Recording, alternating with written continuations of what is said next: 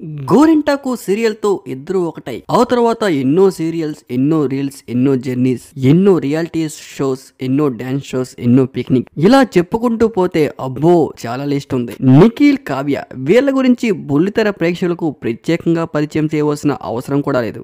ఎందుకంటే గోరింటాకు సీరియల్ తో బుల్లితెర ప్రేక్షకులకు పరిచయమైన నిఖిల్, కావ్య ఆ తర్వాత ఇద్దరు జంటగా చాలా shows and events, YouTube videos, YouTube interviews, reality షోలో కిస్సులు, హగ్గులు, రొమాంటిక్ సాంగ్స్, అసలు లవర్స్ అంటే ఇలానే ఉండాలి అన్నట్లుగా ఇద్దరు ప్రేమ పౌరాల్లా ఎగిరిపోతూ ఉండేవారు. కట్ చేస్తే బిగ్ బాస్ లోకి నిఖిల్ ఎంట్రీ ఇచ్చారు.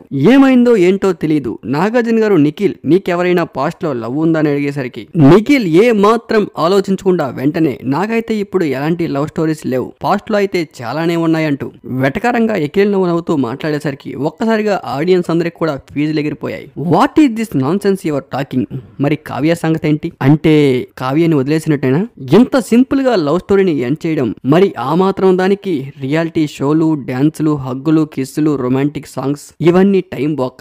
బిగ్ బాస్ హౌస్ లో నిఖిల్ 30 డేస్ నుంచి ఉంటున్నారు. సోనియా విషయంలో అంత బాధపడిన నిఖిల్ మరి కావ్య విషయంలో ఎందుకు ఆ బాధ లేదు? కొన్ని సంవత్సరాల నుంచి ప్రేమించుకుంటున్న కావ్య కన్నా 30 రోజులు హౌస్ లో ఉన్న సోనియా ఎక్కువైపోయిందా? హౌస్ లో ఉండి ఇప్పటికి దాదాపు 30 రోజులు అవుతుంది. ఇంతవరకు ఎక్కడ కావ్య ప్రస్తావన తేలేదు నిఖిల్.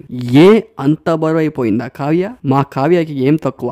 ఇలాంటి ప్రశ్నలు ఆడియన్స్ మైండ్ లో చాలానే తిరుగుతున్నాయి. మరి నిఖిల్ బయటికి వచ్చిన తర్వాత ఇలాంటి ప్రశ్నలు అన్నిటికీ ఎలాంటి సమాధానం ఇస్తారనేదే వేచి చూడాలి.